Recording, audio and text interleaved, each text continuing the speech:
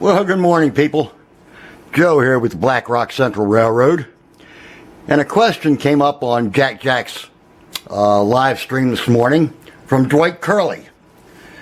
And he was asking, what do you do with these little metal things that hang down off your couplers when they hit your track, causing derailments and definitely stopping the train?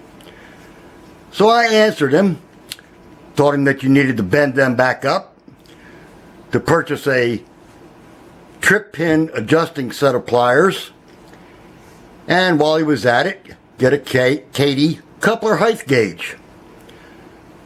He asked if I could do a video on it. So this here is a process that I go through. What I have here is a board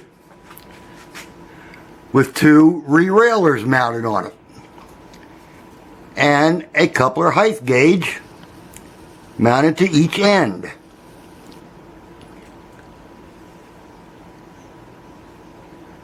Two re-railers, a couple of short sections of track just to make it to where it works.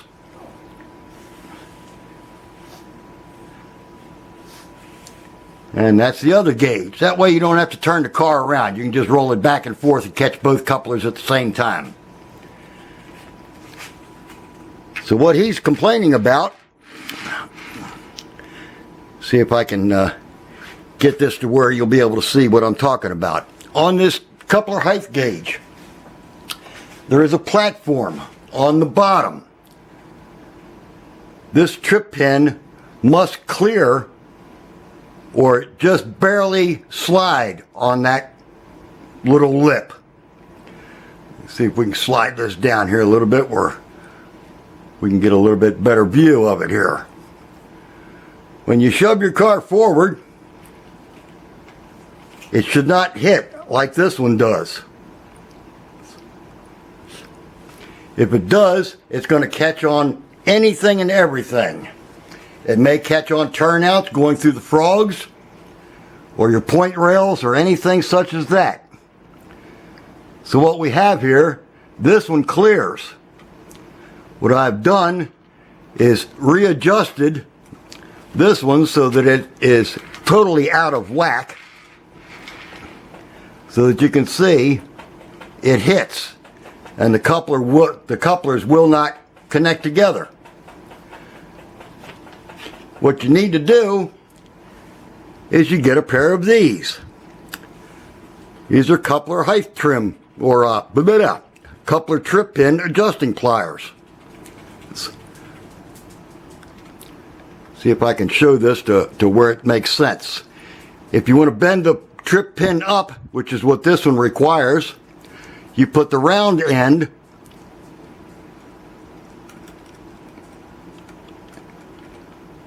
on the pin and squeeze a little. This causes the trip pin to point upwards a little bit. Put it back on the track again. You don't want to do this haphazardly. You want to take your time and just squeeze gentle, because you can break these things off too. Now, you see, now we're coupled. And I'm actually just barely touching this little lip right here. If you do that on each one, on each of your cars, you won't have any problems. They'll always couple together, and they won't, your trip pins won't be catching on frogs or point rails or your magnets if you're using magnets as uncoupling ramps.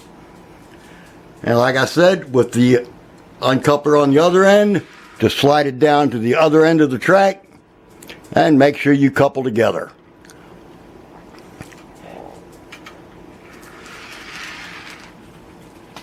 And I do that on each of my freight cars and my locos.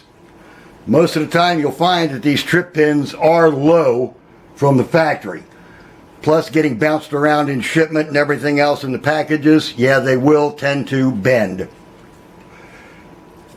If the trip pin was going in the opposite direction where it was too high, you turn your pliers around. Oop, let me get back in here. So that you're using this end inside the curve.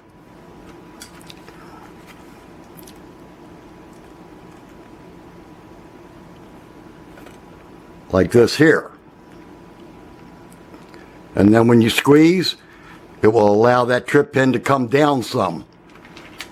Like I say, just do it. Be very careful. You don't want to squeeze real hard because you can break those pins.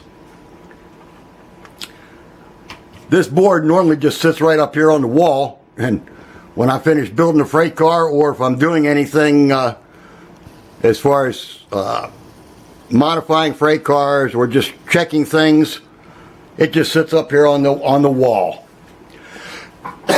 Excuse me.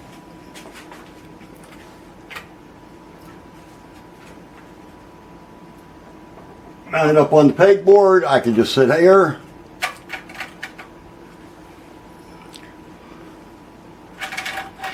Throw a car up on it.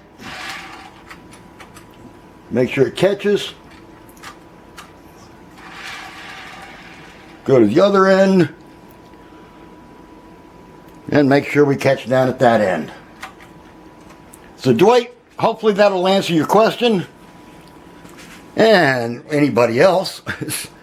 If you have any other questions or want to know how I do something, give me a call. Or you'll let me know on a chat sometime. Take care, and we'll talk to everyone later. Bye-bye for now.